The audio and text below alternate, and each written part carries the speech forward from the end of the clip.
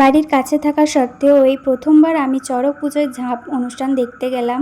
আর কেমন এক্সপিরিয়েন্স করলাম সেটাই তোমাদেরকে আজকে এই ভিডিওতে শেয়ার করব। হ্যালো এভরিওয়ান, কেমন আছো সবাই? আশা করছি ভালো আছো। চৈত্র সংক্রান্তিতে যে ঝাঁপ অনুষ্ঠান হয় সেটা তোমরা সবাই জানো, তো আমিও জানতাম, কিন্তু বাড়ির কাছাকাছি হয় এটা আমি জানতাম না। তাই আমার দাদা বলল যে চল গিয়ে ঘুরে আসি, আর তাই আমিও ঝটপট করে রেডি হয়ে বেরিয়ে পড়লাম। মার সাথে আমি, ভাইপো, দাদা আর সাথে গেছিলো বৌদি। আমাকে আর মাকে দাদা আগে পৌঁছে দিয়েছিল, তাই আমি আর মা আগে গিয়ে ওখানে চলে এসেছিলাম। ভাইপোকে আমি নিয়ে যাচ্ছিলাম, আর দাদা গেছে এখন বৌদিকে আনতে। আর ওখানে গিয়ে দেখছি অনুষ্ঠান প্রায় শুরুই হয়ে গেছে।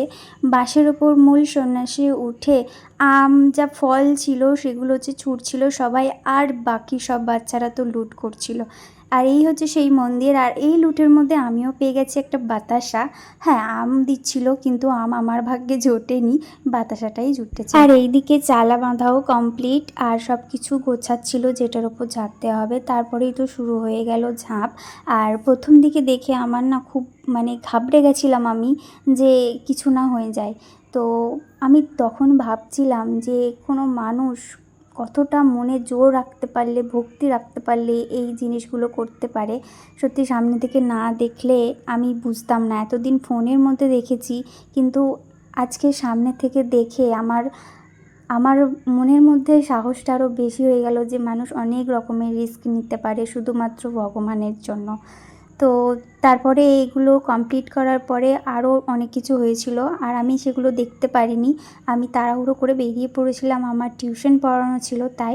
আর ফেরার পথে দেখছি ভাইপো চকলেট খেয়েছে প্লাস মেখেছে। আর এদিকে দেখছি যে রাতের দিকে খুব প্রচণ্ড পরিমাণে ঝড় উঠেছে, আর মা ছাদের উপর উঠে আমাকে হাঁক দিচ্ছে যে ছাদের উপর আয়, একটু লাইট ধরবি। আর অন্ধকারে উনি একা একা ঠিক উঠে যেতে পেরেছে, নামতে আর পারবে না।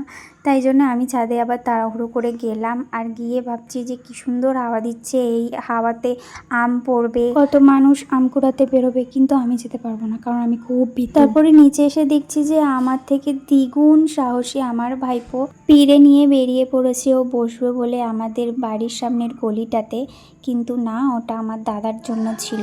তারপরে আর কি ও শুরু হয়ে গেছে দুষ্টুমি করা। তো ভিডিওটা কেমন লাগলো অবশ্যই কমেন্ট করে জানিও, আর তোমাদের কাদের বাড়ির কাছে ঝাঁপ হয় সেটা আমাকে জানিও। আমি আগামী বছর তোমাদের বাড়ির কাছে যাব এই ঝাঁপ দেখতে।